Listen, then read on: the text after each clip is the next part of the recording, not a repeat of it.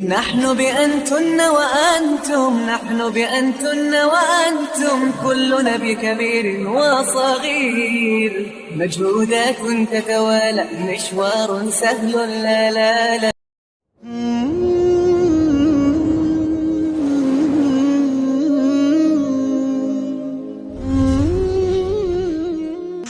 قصة waxa ay ku saabsan tahay al-Imaam Ahmed bin Hanbal iyo nin Roodillah. Waxa la yiri al-Imaam Ahmed bin Hanbal ayaa mar waxa uu galay safar aad u dheer. Safarkiisii ayuu wuxuu ku soo beegmay goor ay qorraxdu sii dhacayso oo uu soo galay waqtigii salaada maghrib. Meel tuula ayuu soo galay. Haddii uu tuuladii soo galay imaamku waxa uu toos soo abaaray oo uu soo aaday masjidka. dadkii ayuu salaadii la galay waana uu tukaday. markii laga baxay salaadii maghrib imaamku masjidka ayuu iska joogay oo quraan iyo kutub iyo wax iska akhristay. intii uu masjidka joogay oo uu joogay masjidka uu akhrisanay waxa soo galay waqtigii salaada cishaha. salaada cisha ayaa la galay waa la tukaday. markii laga baxay waa la sunnaystay. dadkii nin kasta dantiisii iyo hawshiisii iyo gurigiisii ayuu aaday. laakiin imaamkii Ahmed bin Hanbal masjidka ayuu iska joogay. masjidka ma uusan bixin maadaama uu ahaa qof magaalada qariib ku ah oo aan cidna aan ka aqoon. imaamkii waxa uu bilaabay in uu soo saarsado gogoshiisii oo uu bilaabo inuu seexdo masjidka u diyaar garoobo. laakiin muadinkii ayaa u yimi oo arrinkaas ka diiday oo uu sheegay in aan la ogolayn in habeenkii la seexdo masaajidka. Imaam Ahmed bin Hanbal waxa uu ninkii u sheegay inuu yahay nin musaafir ah oo uu rabo inuu caawo masjidka seexdo magaaladana uusan cidna ku lahayn cid u haydo iyo cid caawo u aado. laakiin muadinkii waa ka diiday waxa uu yiri arrinkan arrin la ogol yahay maaha. Imaam Ahmed bin Hanbal masjidkii hadii la yiri lama ogola in la seexatid waa uu soo baxay. waxa uu iska fariistay kaabada masjidka. kaabadii masjidka uu iska fadhiyay muddo fadhiyay xilli saqbarkiya oo habeenbar ah ayaa waxa wadadii soo maray ninkii waxa uu la cajabay qofka xilligan habeenbarka ah oo xilliga dambe ah waxa uu fadhiyaa kaabada masjidka. ninkii waxa uu ku soo leexday imaamkii Ahmed bin Hanbal waxa uu weydiiyay sababta xilligan qudurka ah ee habeenbarka ah fariisisay kaabada masjidka.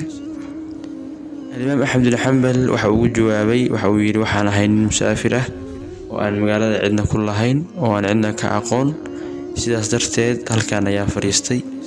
marka Ahmed bin Hanbal ninka isuma uusan sheegin culimadii hore iyo dadkii cilmiga lahaa waxa ay aad ugu dadaali jireen ikhlaaska iyo tawaaduca iyo arrimaha noocaas ah. marka ninkii wuxuu lahaa foornu lahaa waxa uu u bandhigay imaamkii in uu raaco oo uu foornadaas uu ka siiyo meel uu seexdo. Imaam Ahmed bin Hanbal xilligaas la joogo wax uu uga baahi badan yahay majidin in uu helo meel uu habeenkaas seexdo. marka ninkii ayuu raacay waxa uu raacay foornadiisii. ninkii meel ayuu siiyay uu seexdo gogol ayuu dhigay. Ahmed bin Hanbal waxa uu diyaar garoobay inuu seexdo. ninkiina waxa uu galay hawshiisii inuu shaqaysto. marka Imaam Ahmed bin Hanbal ninkii wuxuu ku arkay arrin cajiib ah oo la yaabay. arrinkuna waxa uu ahaa in ninku marka uu hawsha hayo ee uu shaqaysanayo uusan afka ka qaadayn istighfaarta. hawl ayuu qabanayaa astaghfirullah waxa ayuu soo saarayaa astaghfirullah wax kasta uu sameeyo astaghfirullah ayuu leeyahay. marka Imaam Ahmed bin Hanbal ninkii waxa uu su'aalay waxa uu weydiiyay arrinkan muddo intee leeg ayaad sameeynaysaa. marka ninkii waxa uu yiri waxa uu ugu jawaabay waxa uu yiri arrinkan waxaan sameynayay muddo dheer ayaan sameynayay.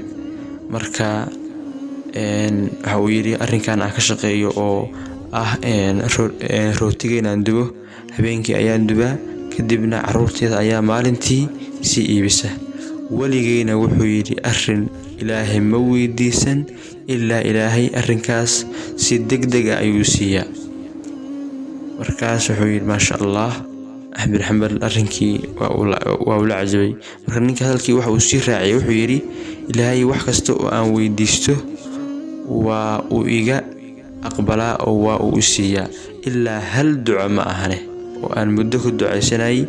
ducadaasna waxaan rajeynayaa in ilaahay iga aqbalo. Axmed bin Xambal arrinkii ayuu la yaabay. waxa uu weydiiyey waa maxay ducadaas uusan ilaahay yidhi uusan ka aqbalin. marka wuxuu yidhi ninkii ducadaas waxay tahay in ilaahay uu hal mar ila kulmiyo oo aan la kulmo imaamka weyn ee caalimka ah al-imaam Axmed bin Xambal. Axmed bin Xambal arrinkii waxa uu ku noqday arrin cajiib ah. waa uu la cajabay, uu la yaabay. marka wuxuu ku yidhi anta afdalu min Axmed bin Xambal, adiga ka khayr badan oo ka fadli badan Axmed bin Xambal. markaas Axmed bin Xambal ninkii ayuu isu sheegay, wuxuu yidhi ana Axmed bin Xambal ah, ilaahay ducadaadii waa ku ajiibay, ilaahayna waa igu soo ka ilhaamiyey oo ilaahay mataqaanaa waa ila soo kaa doontay inaan masjidka ka soo baxo, inaan kaawad fadhiisto, inaan ku soo raaco. marka qisada intaas ayay ku eg tahay. marka faa'iidada qisada laga helayo waxa ay tahay in la laazimo istighfaarta oo aad mataqaanaa loo badiyo. النبي صلى الله عليه وسلم وحكى السجن إنه يري من لزم الاستغفار جعل الله له من كل ضيق مخرجا ومن كل هم فرجا ورزقه من حيث لا يحتسب. وفي لازم استغفارته إلهي عرير كستا وحوى سميا ميل بتاعنا وبحه هم كستا إلهي فرج بوهي بتاعنا أوفرا إلهينا وحو كإرزاقا ميل أوسن كفيلني. هذا صلى الله وسلم وبارك على نبينا محمد وعلى آله وصحبه أجمعين.